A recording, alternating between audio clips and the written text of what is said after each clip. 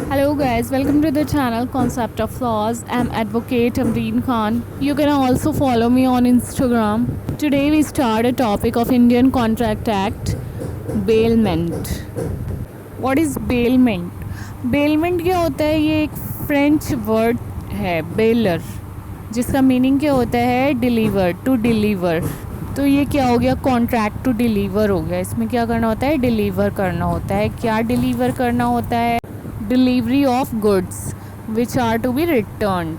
तो यही चीज़ इसमें इम्पॉर्टेंट है कि इसमें क्या होता है कि डिलीवरी ऑफ गुड्स होते हैं, कुछ जो अपनी प्रॉपर्टी है किसी को दे देते हैं टेम्परेरीली कॉन्ट्रैक्ट के ऊपर, जो कि बाद में रिटर्न करनी होती है according to the orders of the giver. तो इसमें क्या होता है, किसी की पर्सनल प्रॉपर्टी जो है वो टेम्परेरीली किसी और के पोजीशन में चली जाती है। उसका ऑनर तो वही रहता है जो गिवर होता है, जिसकी वो प्रॉपर्टी होती है, और बट जो पोजीशन है वो अनदर पर्सन पर चला जाता है। तो इसमें क्या है कि ऑनरशिप नहीं जाएगी, ऑनरशिप तो उसी की रहेगी, बाकी जो है पोजीशन जो है वो अनदर पर्सन का हो जाएगा टेम्परेरीली। अब आप सोच रहे होंगे कि कोई किसी को क्यों देगा टेम्परेरीली, तो इसको एग्ज़ाम्पल के थ्रू हम समझेंगे। अब जैसे ही किसी की कोई कार है वो अपना रिपेयर के लिए देता है किसी को, या फिर जैसे कि कोई किसी की साइकिल है उसमें कुछ प्रॉब्लम हो गई है, या फिर किसी वॉच है वो जो है उसको रिपेयर करने के लिए देता है, तो उसकी प्रॉपर्टी ऑनरशिप तो उसी की रहेगी, बट उसमें पोजीशन जो है किसी और का हो जाएगा, मतलब जो उसको ठीक करेगा, रिपेयर करेगा।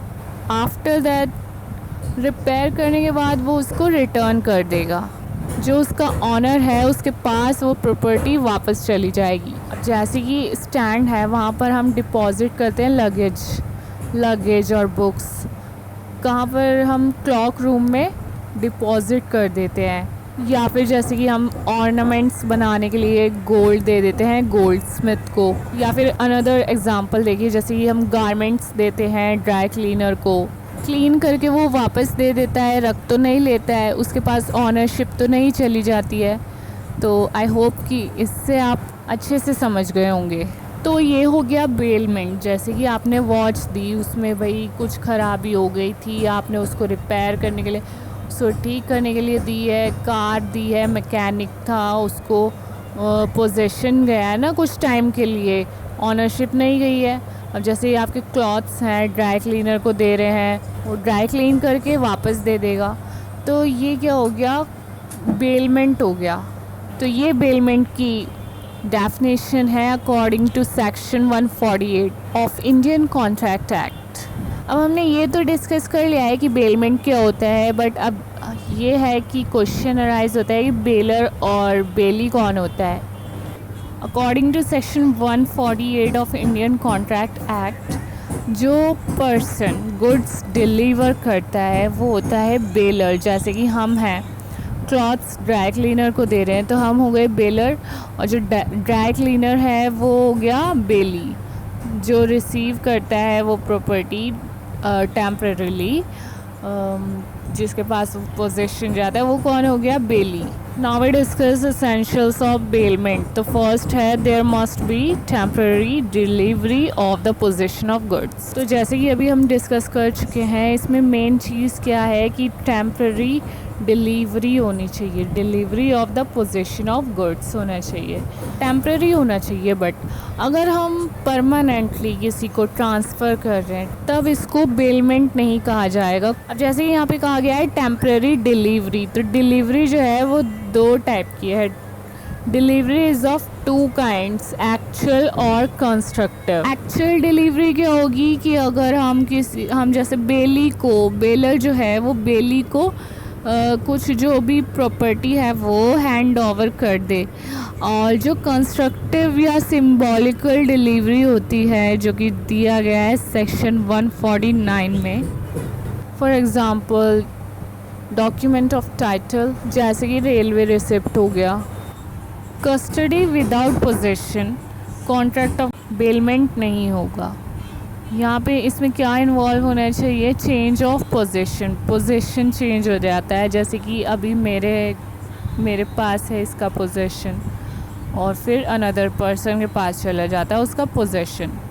फॉर एग्ज़ाम्पल जैसे कि जो सर्वेंट है, सर्वेंट उसका जो मास्टर है, उसके जो गुड्स हैं उसका जो उस पर पोजीशन चला जाता है, उसको यहाँ पे कॉन्ट्रैक्ट ऑफ बेलमेंट नहीं कहा जाएगा।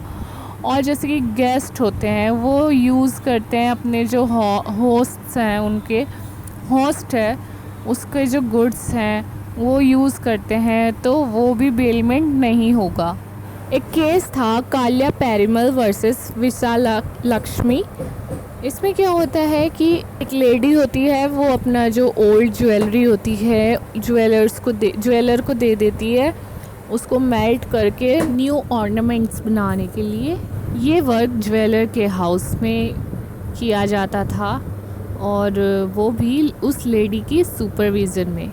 हर शाम में वो जो लेडी थी, जो हाफ बनी हुई जो ज्वेलरी थी उसको लॉक कर देती थी और उसकी जो की थी उसको अपने पास रखती थी, एक बॉक्स में वो लॉक कर देती थी और वो बॉक्स ज्वेलर के हाउस में ही छोड़ दिया करती थी। एक बार क्या हुआ कि रात में उसका जो ज्वेल्स थे वो चोरी हो गया, तो उस लेडी ने सूट फाइल कर दिया ज्वेलर के अगेंस्ट।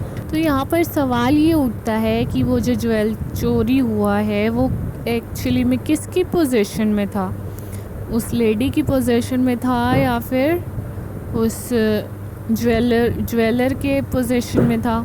सभी सर्कमस्टांसेस को देखते हुए इस केस में ये बात हेल्ड हुई थी कि हर शाम ज्वेलरी उस लेडी को रीडिलीवर होती थी, मतलब फिर से डिलीवर की जाती थी।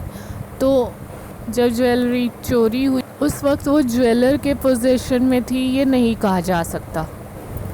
सेकेंड एलिमेंट है the delivery of goods should be upon a contract. जो गुड्स जो डिलीवर किया जाएगा वो किसी कॉन्ट्रैक्ट के बेस पर होना चाहिए।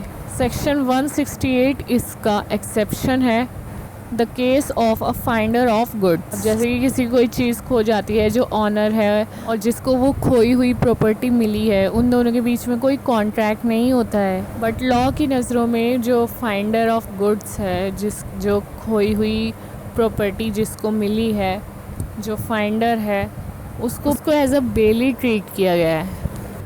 थर्ड एलिमेंट है there must be return of specific goods. जो यहाँ पर बेली है, जिसके पास वो उस प्रॉपर्टी है टेम्परेरीली जो उसे दी गई थी, तो वो उसका जो ऑनर है उसको रिटर्न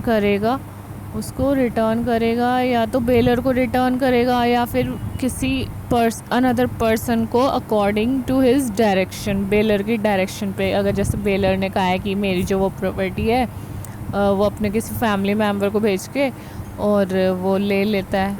बट अगर प्रॉपर्टी जो है रिटर्न नहीं की जाएगी तो ये कॉन्ट्रैक्ट ऑफ बेलमेंट भी नहीं कहा जाएगा। अब इसका एक एग्ज़ाम्पल हम और देख लेते हैं। जैसे कि क्लॉथ्स हैं, जैसे कोई क्लॉथ दिया गया टेलर को कोई कोट बनाने के लिए, तो ये भी एक बेलमेंट हो गया, इसको भी as a contract of bailment treat किया जाएगा।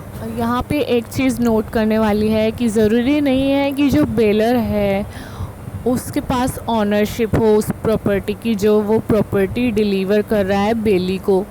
हो सकता है उसका बिजनेस हो कि transfer the possession not the ownership, ऐसा उसका बिजनेस भी हो सकता है। तो गाइज़ ये था हमारा बेलमेंट का टॉपिक कि इसमें हमने डिस्कस किया कि बेलमेंट क्या होता है। नेक्स्ट वीडियो में हम डिस्कस करेंगे duties and liabilities of bailor and bailee. So guys मिलते हैं नेक्स्ट वीडियो में। Bye bye, take care.